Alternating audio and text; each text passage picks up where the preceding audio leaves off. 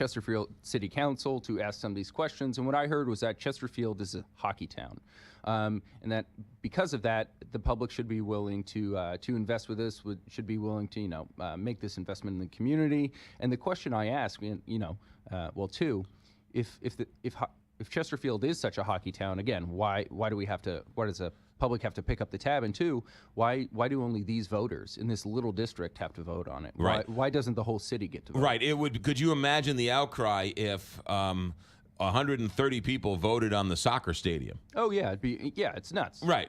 Yeah. And so the whole city of St. Louis gets to vote on it because that's what they decide. But if they were to pick their own district of 6 homes in South City that all families played on the World Cup team, guess what? They would have a different outcry. Yeah, absolutely. And I understand the desire of folks to, everybody who skates in Chesterfield is going to have to drive somewhere further.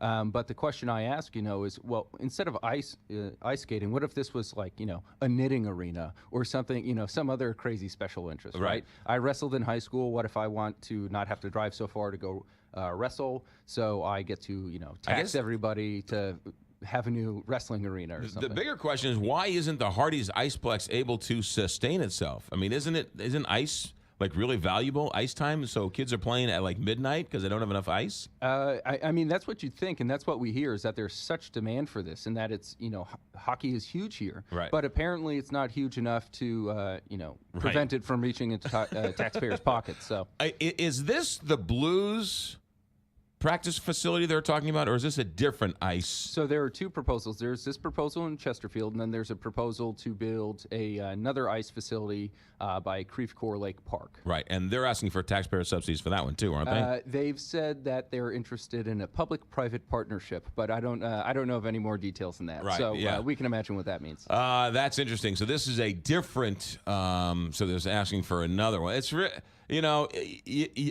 even the most ardent supporter of these districts have to at least acknowledge that you've got a legitimate point of view that needs to be understood. Because explain this to me when everyone talks about our taxes going up and free enterprise and people keep voting for lesser government and all that. Why is it that these places are getting subsidized to the tune of $7 million? Yeah, I think it's a mechanism to generate money, and it's a mechanism that most people don't know exists, and it can create a lot of money.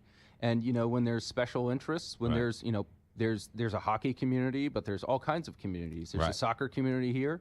The districts create a pot of money, and somebody wants to get their hands on them. Just so I understand you, this 130 people who are voting on this, where is the tax going to be implemented? Where's the sales tax going to be implemented? Just in the valley or all over, or what's the? Just in the valley. The taxing district encompasses most of the shopping, the retail shopping in the valley. So every time you go to the valley, Chesterfield Valley, to shop, you're paying this extra tax that's going to go to the rink, but only 130 people are going to vote to extend it.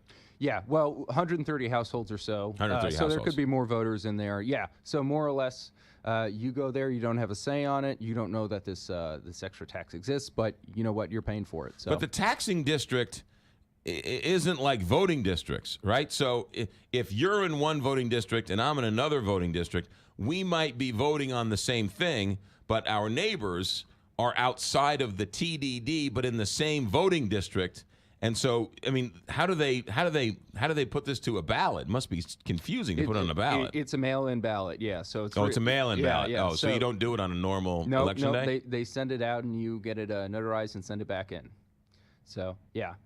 Really? Yeah. That's in Kansas City. There were about 300 voters. They all did mail-in ballots, and they got a $100 million streetcar from it. So there's a lot of questions to be asked. What about voter fraud on that deal? Yeah, that's an interesting question. Wow. All right, Graham. Where can we read more about this stuff? ShowMeInstitute.org. I've got a bunch of stuff on the website right now. Good job as always. Thanks, Graham. Policy researcher at the Show Me Institute. ShowMeInstitute.org for more information. 847. Big 5.